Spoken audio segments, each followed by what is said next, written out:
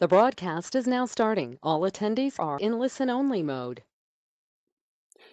Hello, everyone. Welcome to today's webinar. It's a pleasure to have you join us today, and we look forward to your participation, to your questions, and of course, we'll be conducting some polls throughout our session today and sharing the results with everybody that's attending. So again, it's a privilege to have you join us. Our topic is how a proactive partner program drives your revenue growth. For everybody that's joining today, I imagine you come from two different perspectives. One is you may be thinking about implementing a partner program and you want to do it right. You really want to architect the right program that will truly drive revenue for your company.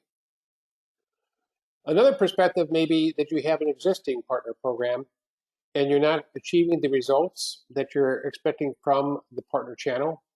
And so we're going to talk about how do you transform from where you're at today to getting the results you're looking for. We're also going to walk you through some real-life examples, clients that we work with, to actually substantially move the needle for them in terms of their partner program and revenue growth. In the end, it's about customer acquisition, it's about working with trusted partners, and it's about reaching 100% of your target audience, whether that be indirect or direct. So thank you again for your participation today.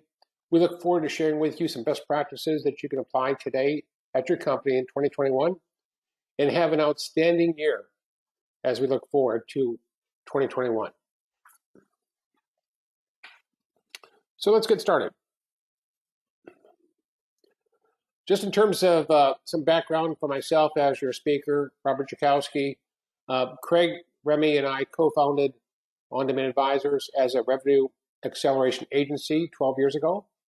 And we really have a mission and a passion, and that is to work with executives like yourself to help you scale and grow revenue, and do it in such a way so that it's predictable, consistent, and capital efficient.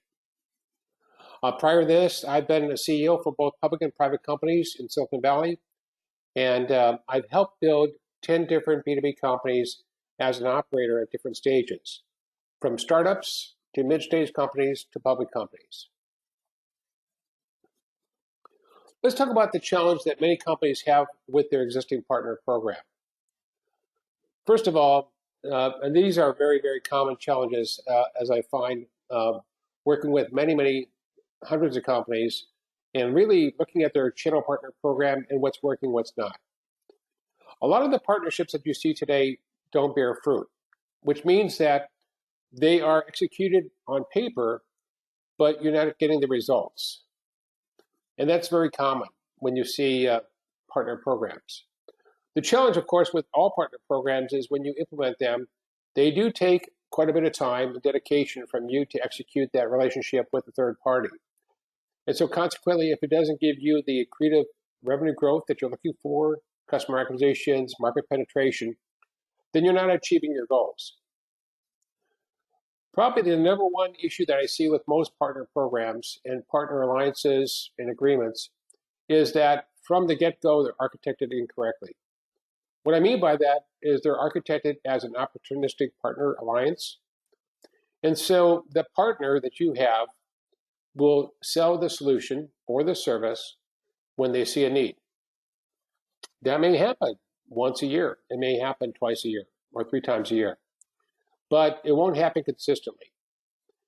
And so this is especially true of both referral and reseller partner programs. And we'll be talking about the different types of partner programs and how you may decide to migrate from one to another.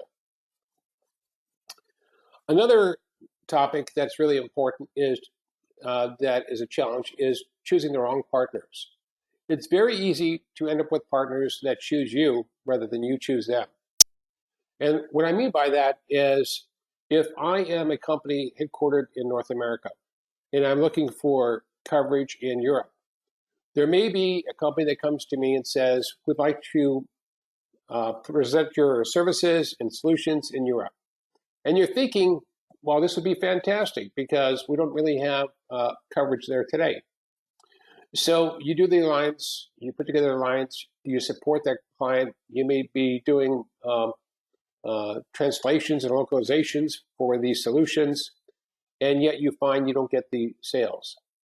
So it's very easy to choose the wrong partners or have the wrong partners choose you. Another challenge is just lack of coordination. So if you sell direct and you sell indirect, it's very easy to have conflict between both of these channels. And so there are ways to eliminate that type of channel conflict as you're putting these different channels in place, because in the end, you want to cover all the different opportunities for your services or for your solutions. Another challenge that we see in many partner programs is they give up, a company may give up significant revenue for a partner, but that partner may not take on the duties and responsibilities to earn that revenue. In other words, I could set you up as a private label company to resell my services, but if you can't execute the sales cycle and bring in demand for that solution and perhaps provide first line support, I may be giving up significant revenue for you as a partner when in fact you're a referral partner, not an embedded reseller partner.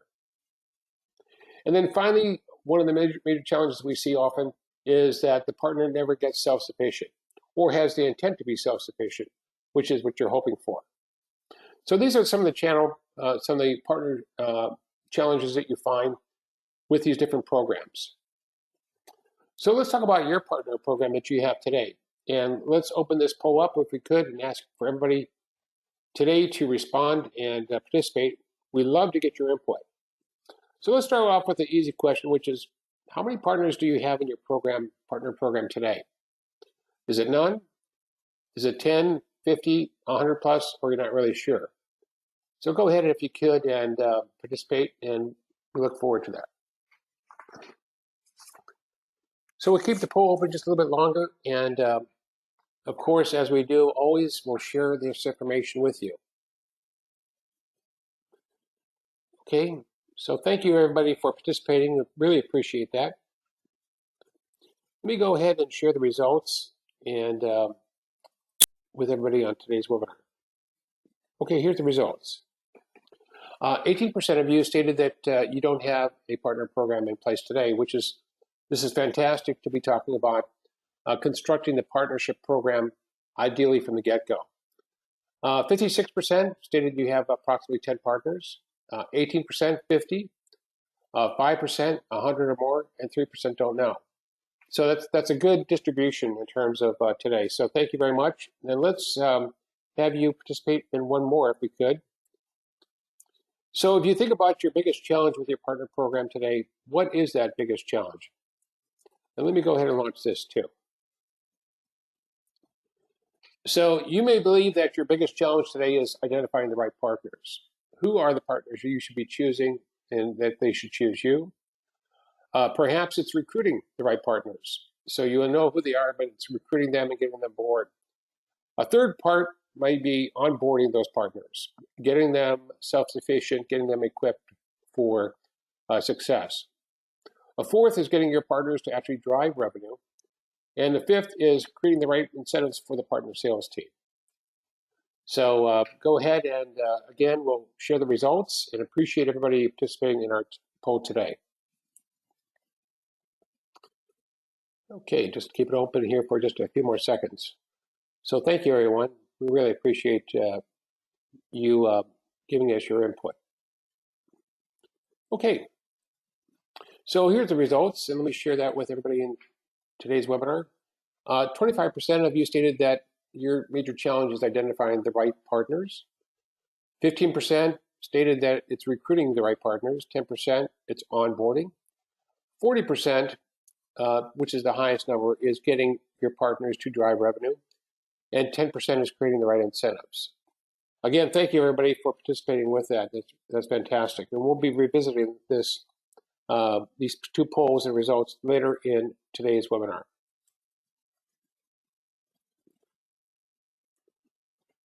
Okay. Let's make sure that we've got perfect. So I'd like to talk a little bit about the value of the partner programs and these relationships. When I was the CEO at Intacct and Craig was the CMO, um, we're a provider of financial applications for companies. So many companies would outgrow QuickBooks and they would come to Intacct and we would provide our solutions to them. And so they could scale with that and run their company as a public company.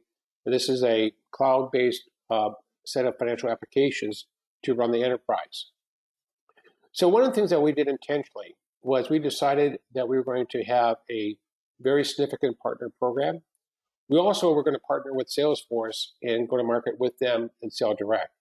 So we were able to achieve half of our revenue selling direct, and the other half came through working with partners. As we started to think about our partner program, though, we started looking at what type of partners do we want. And so the first category of partner that we looked at was the private label or OEM partner, as you may call them. And so we worked with many, many different CPA firms that could use our solutions as providing the financial applications to their clients. And so we may have a typical CPA firm that would have our application. It would be private label, it would be powered by Intacct, but it would be their brand. And they would use Intacct to provide all of the financial reporting, accounting solutions for their clients. And let's say they had 50 different SME clients that they had. Another area that we found, which was really significant, was working with vertical market makers. So a vertical market maker would be, an example would be like RealPage in Dallas, Texas. And RealPage provides solutions to the real estate industry. So what they needed is they really had three choices for an accounting solution as part of their suite.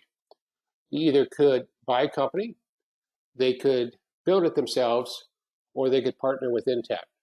And so they decided to partner with Intacct and provide our solution as part of their solution to their clients. We found this was exceptional in terms of getting into different vertical industries that perhaps we would not sell to directly. So we started looking for market makers in different industries or verticals. Another example was one of our partners called Advantage Healthcare, and they provided and do provide a set of applications, clinical to nursing homes, to assisted care living facilities, and so forth. And so they took our solution and provided it as their financial suite for their clients. So this was just incredible in terms of having all of these companies take our solution as their solution to market in each of these different verticals. Another group that we found was working with over 100 different value-added resellers, systems integrators, and sell with partners. So a sell with partner would be someone like the Salesforce, where a client needed both the front-end CRM and back-end accounting integrated, and so they were looking for a non-demand cloud-based solution. So we would actually go sell directly with Salesforce. We even co-located salespeople together to work together in terms of providing that united solution. So that's just a great example. Now, sometimes we think that partnering is having somebody take our solutions or our software and partner, take that to market as their solution. The reverse holds true too, as we're talking today, which is you will take partner solutions, integrate that as part of yours, and then take it to market. So for instance, at Intacct, we worked with a company called OpenAir that provided PSO, professional services solution. And so when we wanted to provide a complete solution to the professional services market, we integrated their solution with ours. We provided it as one integrated solution to the marketplace. Another example is metrics, analytics, dashboards. So for all of us, we realized that we had phenomenal transactional systems, but we needed a way to provide a visual representation of what was important to the CFO. So we included financial dashboards, and we provided those for CFOs.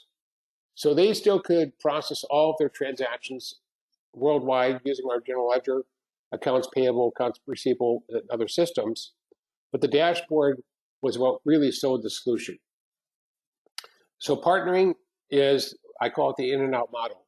So the in model is what you're going to take to partner yourself, and the out model is how somebody's going to take your solutions and your services and drive revenue growth for you through their channel. So anyway, that was a really excellent example just in terms of making partnerships work. So as I mentioned, we are a revenue acceleration agency. That's our key focus is to bring to you best practices globally with hundreds and hundreds of companies that we work with to implement these revenue growth best practices, whether it be selling direct, indirect, or a combination. So what you see today, and for all of the attendees today, you'll receive a copy of this. This is the partner revenue acceleration map and program that we've created.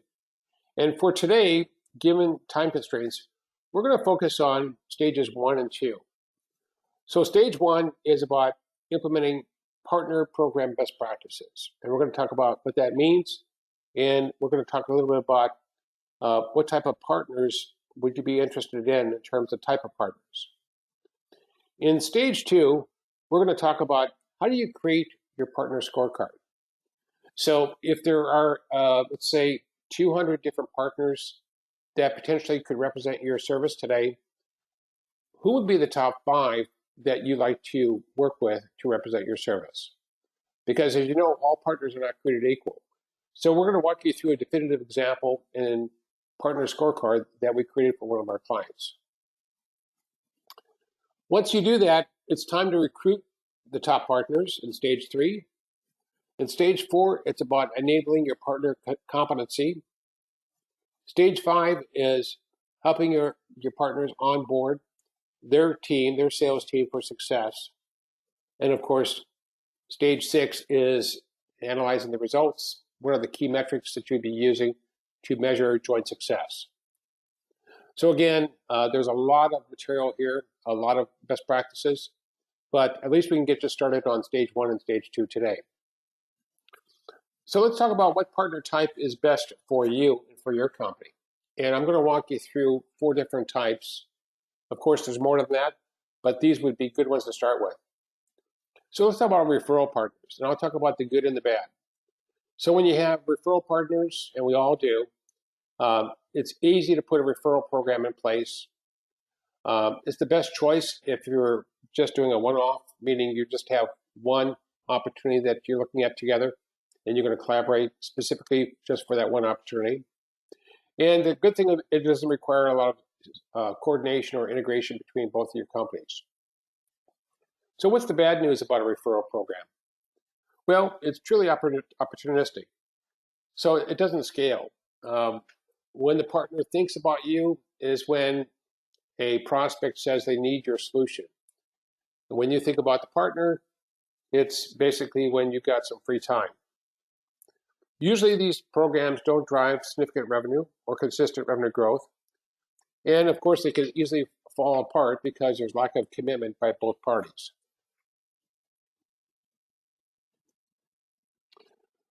Let's talk about another type of partner program. Typically a value-added reseller or reseller program. And again, what's the good and bad?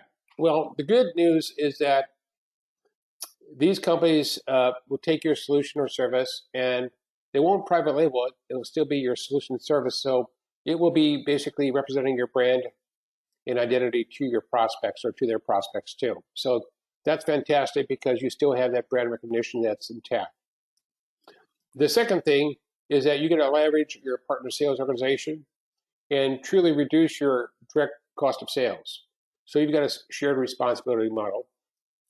And it also could be great if, a great execution, if you will, if the partner sales organization gets quota credit and compensation for your solution. This is key because if they don't get the same quota credit and compensation as they do for their own solutions, then you probably end up as an orphan, if you will, in that situation. So what's the not so good in a value-added resale program? Well, the challenge for the prospect is that their sales organization still has to explain to them the relationship between the two companies. And if you're like most astute executives, you're going to be sitting there thinking about, well, what happens to us if that relationship falls apart? It also still requires some significant coordination and integration between both companies. And with reseller programs, what you find sometimes is that when you get to the negotiating process, sometimes your solution gets cut out of the total solution in the end because of financial constraints or negotiating constraints. Here too, it can easily fall apart given lack of commitment by both parties. So what's the third one? And the third one is my favorite, my truly, truly favorite, is the private label or embedded partner program.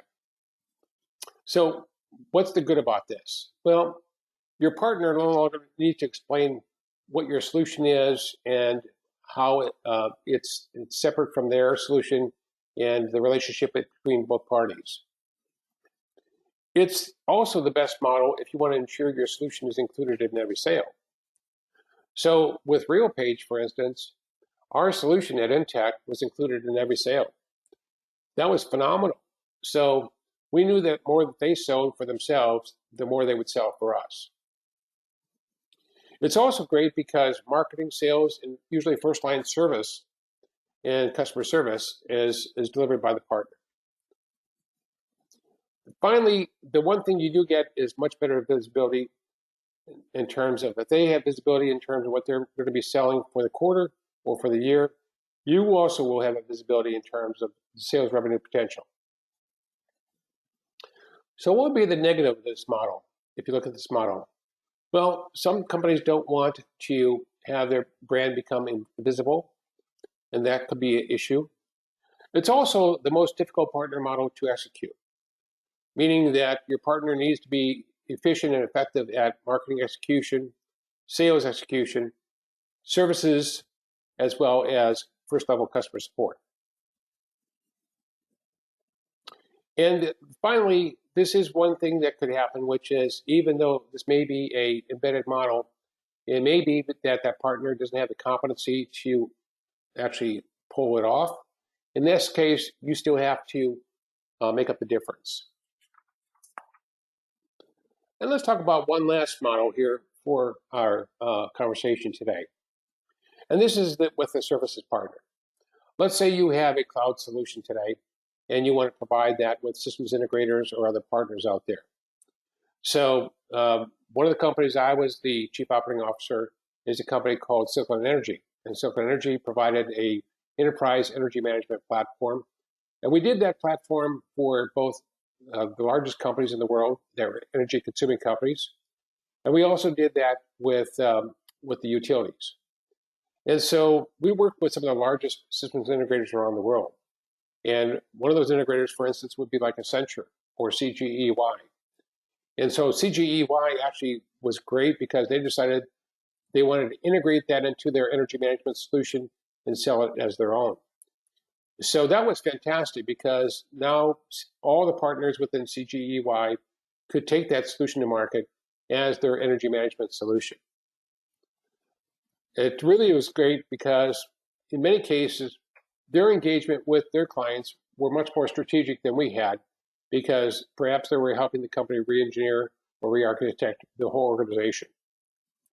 It was also great because they could provide the marketing, sales, and first-line support for these solutions. And again, it gave us great visibility. The challenge sometimes is you need to understand how your services methodology maps into their services methodology. So that's sometimes something that you have to do in terms of making the two work together. It also could be, just like we talked about the embedded model, it could be a difficult partner model to execute. And so you have the same challenges you could have. But again, these are 4 different models that you can apply. And as I said earlier, this model here, the embedded model that we used at Intacct, was highly effective because it gave us great visibility and great sell-through. And that's really something that's fantastic. So this really talks about the first pillar that we talked about, which is thinking about how to identify the partner type you're looking for. So let's talk about some of the best practices. So today, if you have referral partners, one of the best practices you can do is think about how do you move them into a reseller partnership and to take on more responsibility for selling your services or solutions. And if you have resellers, how do you get them to actually embed or private label your solution as part of their solution? So that would be transformationally what you'd like to accomplish. Another thing that I find highly effective is whenever you put in these partnerships in place, it's always great to embed your sales team into their sales team for the first 5 transactions. The reason you do that is because you want to do the DNA transfer. So in other words, you could have partner training today, and it could be fabulous partner training, but until they actually can embody working with your solution, providing your solution, presenting your solution, and being great at everything around your solution, they may not have embodied how to do that, even though you trained their team to do that. So being part of those first 5 transactions and making sure that the DNA sticks, is transferred, is very important. The next 2 areas are about enablement. We're going to talk a little bit about this later, but being able to provide sales enablement for your partner sales team is really important. And so just as you would if you had 20 salespeople working for you directly, you would want to provide sales enablement for them. Just like with partners, you want to do the same thing. You want to enable their sales organization to be effective with your service, with your solutions. And then another addition that we look at is, in some cases, providing a transactional website for the partner offering. So for instance, for one of our clients that we have, they are going to be reselling another partner's solution as part of their overall solution for their clients.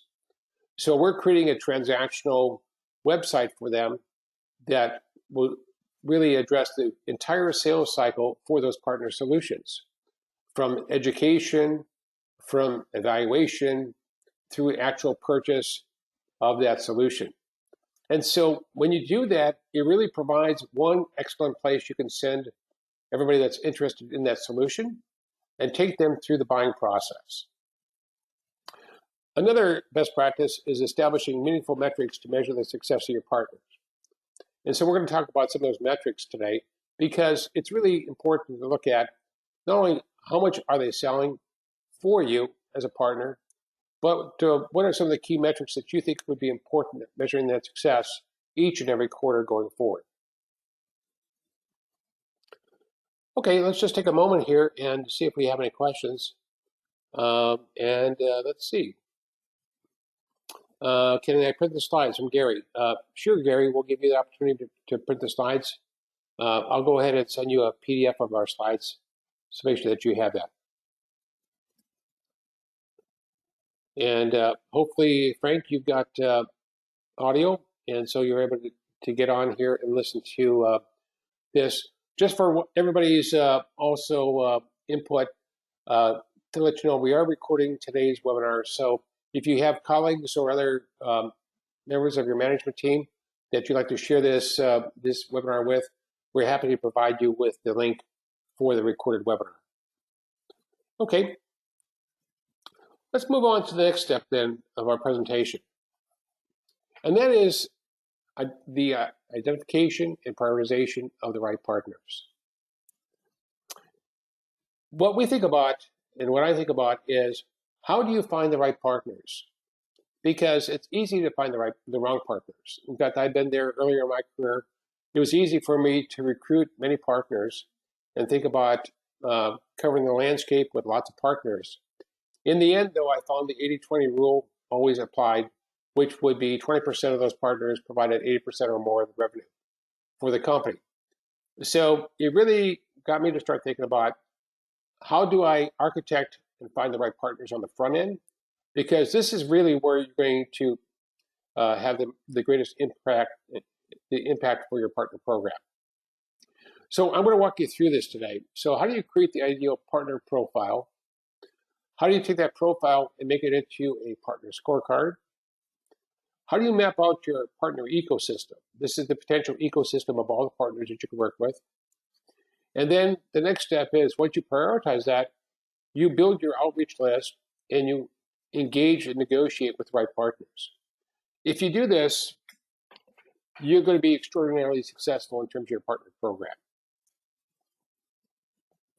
So let's talk about creating the ideal partner profile, or IPP as we call it. So when you think about this, you come up with, and we do this with our clients, we help you come up with, what does that profile look like? What would be the attributes of a great partner? So do they have any type of partnering experience? Do they have competency to represent your solution or service? Do they have a significant distribution channel that could amplify what you have today as far as coverage?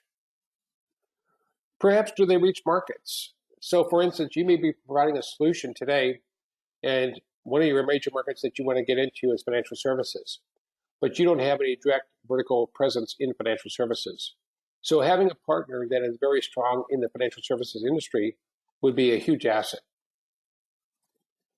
Another thing is, you may be in a situation where you can't reach those markets directly yourself. So for instance, if you sell to the enterprise, maybe selling to the SMB market, the small to medium businesses, isn't going to work for you. So maybe that's a great place to work with partners. And finally, do they need your solution? Because if they don't need your solution, they're not going to sell it. So these are really key attributes you should be looking at when you think about creating your IPP. Now, one of our clients that I'm going to talk about is Gather Digital. Gather Digital is a family-owned company out of Chapel Hill, North Carolina. And what they did is they did something phenomenal. They created a set of applications that operated completely on the mobile smartphones that you have today.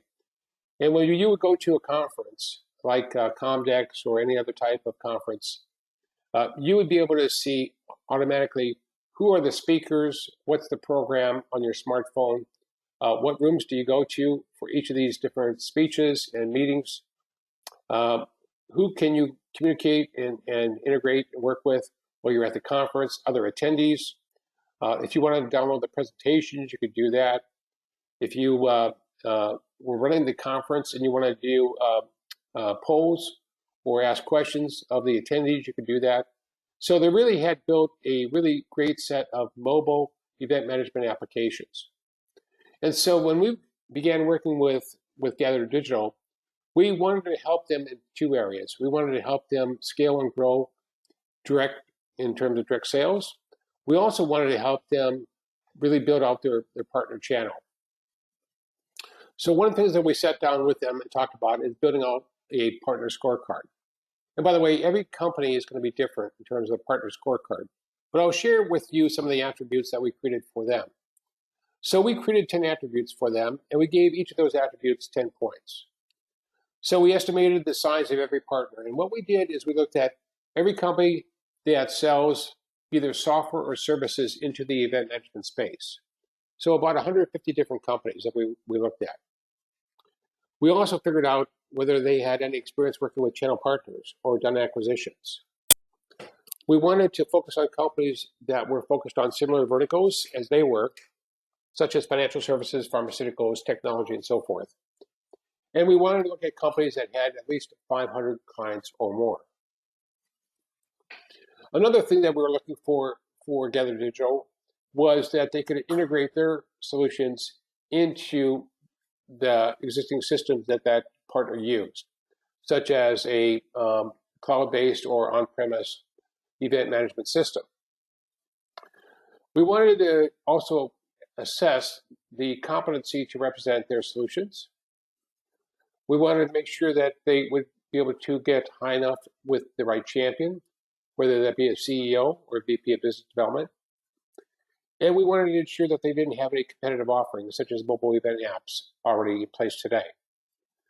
So what we did is we created this scorecard.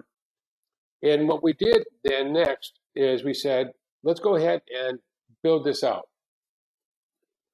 So these are two other things we looked at: natural extension for the clients, and also a desire to be self-sufficient. Now, building out the scorecard, as we did with these 100 plus companies, 150 companies, we came up with these 10 attributes.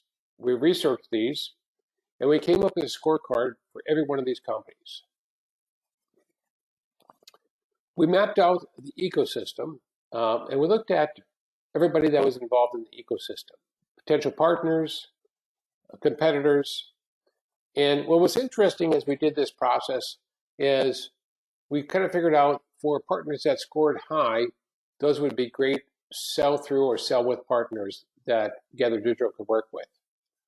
For partners that scored low, it meant that they really didn't have a good mobile event management strategy in place today. And so those would be excellent companies that could potentially acquire Gather Digital down the road. So we mapped this out for 150 different companies. And let me show you some examples. So one of the companies that really puts on some major meetings around the world, of course, that's not happening so much today with COVID because everything's virtual, is Ashfield. And so when we looked at Ashfield as a potential partner for Gather Digital, they scored very, very high. Out of 100 potential points, they scored 90. SpotMe, another potential partner, scored a 78. And eTouches, another potential partner, scored 76. So right away, we found that across these 150 companies, we could score them on a scale of 1 to 100. What this really enabled us to do is to take the key attributes that were important to Gather Digital and figure out who should they be working with? Who are the top 20 or top 10 companies that they should focus on? Now, on the other extreme, there were companies like Certain, and Certain actually scored very low. And the reason they scored very low is because you can see right here, they really didn't have a mobile event management application strategy in place today. So consequently, that's why they scored very low. What was interesting in this process as we launched this is over time, Certain actually acquired Gather Digital. And this is one of the really important takeaways that we learned in terms of putting together these strategic partnerships, is that on one end of the spectrum are companies that could really help you take your solutions to market. On the other end, companies that really found that they had a gap in terms of your solution and probably would like to acquire you if they could. And so this is one of the great learnings that we had coming from working with Gather Digital and basically creating this type of solution for them. So this is a great way to think about how do you do this. You create your scorecard, and now you can prioritize the top partners that you want to engage with. So we're moving to a proactive, intentional partnership program instead of what you traditionally see as opportunistic partnership programs in place today. It gives you really an excellent example on how to put these things in place, select the right partners, and engage with them. Now, what we help companies do like Gather Digital is we also help set up the appointments with decision makers and figure out how they're going to conduct those discussions, negotiations to achieve the goals that they have in terms of the partner program. So one of the next things we're going to talk about is everybody will get a copy of the Partner Revenue Acceleration Program. Think about how to apply that. And we'd love to talk to you about where you are today, how you want to move that forward and put this in place, and really do the next step, which is think about what we just talked about on today's webinar, which is two things. Number one is, what type of partners do you really want to have? And number two is, how do you create your partner scorecard and apply that to the potential ecosystem out there to attract and find the right partners? Now, this partner scorecard is also great if you create it. Let's say you have 100 partners today, and some of you do. You can also take this scorecard, create this, and now apply it back to your existing partners and see where do they stack up. This is a great way for you to think about which partners do you want to invest in and which ones don't you. Okay? So excellent things to think about. Okay.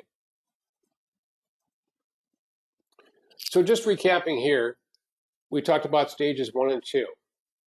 In future webinars, we'll talk about stages 3 through 6. And of course, there's a lot of incredible best practices that you can provide here too. But what we find with most companies is if they architected their partner program to be intentional, to be proactive, to be selective, they would really get out of the gates very quickly and have the right program. It's not unusual. For instance, we had a client of ours in New Jersey come to us, and one of their major partners is IBM. And they were lamenting that they only get 1 or 2 transactions with IBM every year. And it's largely because, as we looked at that, they had established a wonderful but opportunistic relationship with IBM. So IBM and their sales organization would look at putting forward their solution when there was a need presented by a client. But there wasn't really a proactive way to work with IBM and provide that solution proactively to the target audiences. So that's really a key takeaway. All right, so from today's webinar, what I'd love to get is one more poll and get your input if we could. And so let's just get your input as far as what do you think is the major takeaway from our discussion today? And let me go ahead and launch this poll. So would you say your major takeaway is to create a partner scorecard for your company? Would it be to move from an opportunistic to a proactive partner program? Do perhaps you need to map the ecosystem of potential partners to engage? And by the way, if you do, you don't have the resources to do that. We have a team to do that for you. Do you need to determine how to make your existing partner program more efficient? Or perhaps you're here today and you're not really sure, but you love digesting this information that we're sharing with you today. So go ahead, if you could, and present that. Which is your best choice from today's webinar as far as key takeaway? And we'll share this with everybody today. Okay, just another second or two to add your thoughts. And let me go ahead and close this and share the results with everyone. Okay, here's the results. 13% of you stated that your major takeaway is to create a partner scorecard for your company. Another 13% stated you'd like to move from an opportunistic to proactive partner program, which is great. 23% stated you'd like to map the entire ecosystem for your potential partners. The number one area is to determine how to make your existing program more efficient in terms of driving revenue. And then finally, 17% of you stated you're not sure how you're going to apply this, but you're digesting the information. So thank you very much for participating in that. All good in terms of the results. What we'd like to do right now is open this up for Q&A, and any questions that you have, we'd like to address as we're going forward. So let's just go ahead, open this up, and if I can't get to all your questions today, just know that I'll get back to you one-on-one to cover any questions that you have. So go ahead and post those questions if you could, and we'll take them in sequence here.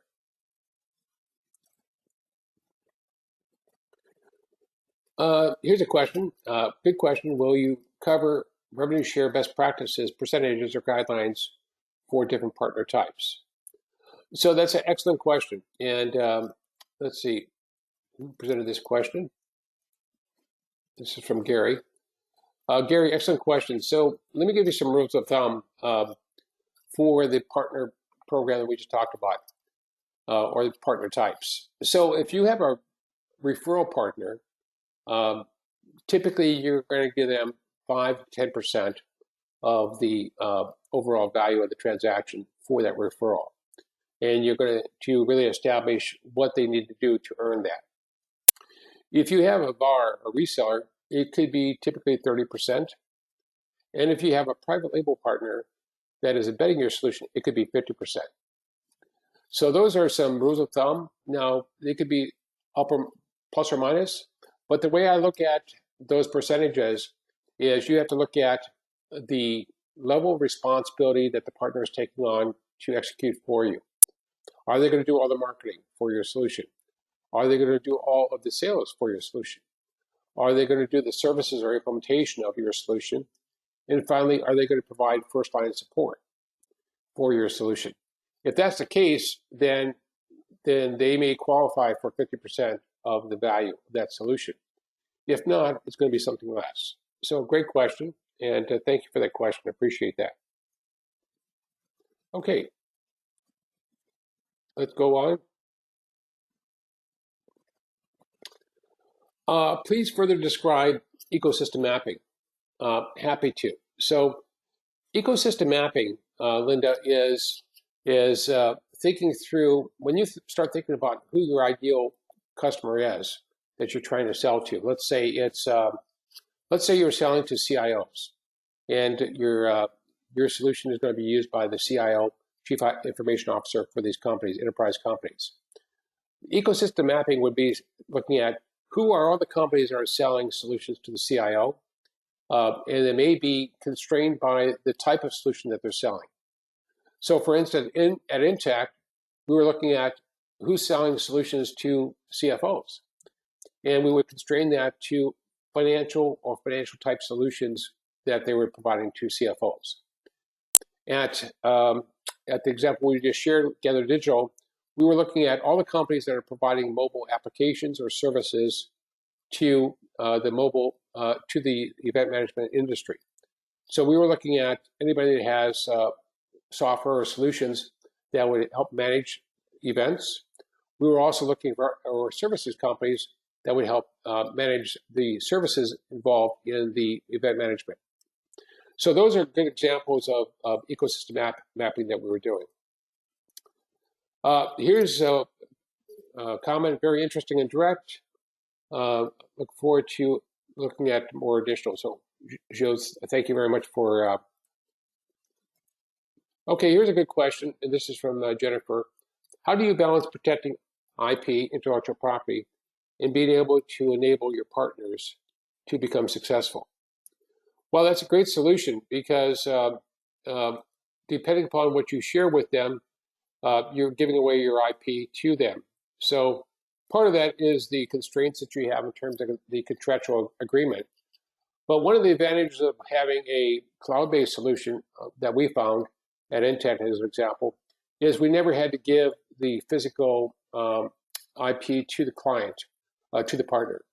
And so they really had access to it, but the actual schema, the actual IP itself was still stayed on our servers that we had, both with Amazon as well as our own servers. So that was really a good example of being able to protect the IP. That's a big issue that we have, especially as you look at taking some of your IP globally to Asia Pac, where you may have issue there. So good questions. I'm going to take one or two more questions. Here's a question from Dan. Dan asked, what do I do with underperforming partners? So good question, Dan. So as we talked about, you're going to probably, if you have an existing program, you're going to have a lot of underperforming partners. So what I would do is I would implement the partner program here as we're talking about it and help bring the realization that they have to perform at a certain level or they can't continue to be a part of the partner program with you. The other thing that I would do is using what we're talking about today to actually go find some better partners. So some partners can be coached into performance. Some can't because you've already architected a relationship that may be not optimal for you. Here's a question, and this one is from Karen. Can small companies afford a partner program?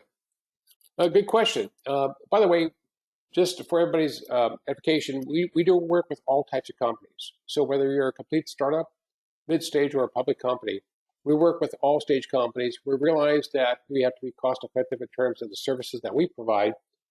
So every company should be thinking about a partner program. And the reason why that is the case is because if you're a small company and you can find the right partners, they may be more cost effective or capital effective, I should say, to actually work with the partner channel than it is to try to build all of this organically unless you have professional money involved with your company. So this would be a great way for you to get some bang for your buck without making all the organic investments that are required. So great questions. All right, so what are some next steps from today's webinar? Well, first of all, get a copy of our Partner Revenue Acceleration Program. and see how that could be applied for your company. We also have a copy of our revenue acceleration map if you'd like to have a visual guide for our revenue growth practices. If you have any questions about today, or you'd like to schedule a time to actually create your partner scorecard, here's my email address and here's my cell phone number. Just contact me and we'll set up a time to do this. Finally, as you said, we got some excellent information here, some best practices that we hope that you won't find anywhere else. We expect you'll find these revenue growth innovations that we offer are extraordinary, unique, but they do represent best practices that you can apply today to help you in your company and your career. The next thing we're going to have on February the 16th is also very exciting. That webinar is going to be focused on how to accelerate your sales performance with your sales team in 2021. So we're going to cover 6 different ways that you can accelerate sales performance for your team. So we hope you'll join us for that. And then we've got some additional webinars coming up, as you can see, coming up in March too. So we look forward to your attendance. We look forward to your participation. And thank you for that. And again, for myself and for Craig as the managing partners and founders for the company, here's our contact information. We have offices both on the East and West Coast. And we do spend a lot of time with our clients all over the world in terms of working with them locally, with their management team, and helping them execute the revenue model. So on behalf of myself, Craig, and our entire On-Demand Advisors team that we have, we'd like to thank everybody for joining us for today's webinar. We hope that you found this interactive format encouraging, and we hope that you'll take some of these best practices around your partner program and put them in place. As always, we're at your disposal. Love to talk to you about your partner program and how you can move from an opportunistic to an intentional, proactive program that starts driving the results for you and your company. Have a great day, everyone, and thank you for joining us.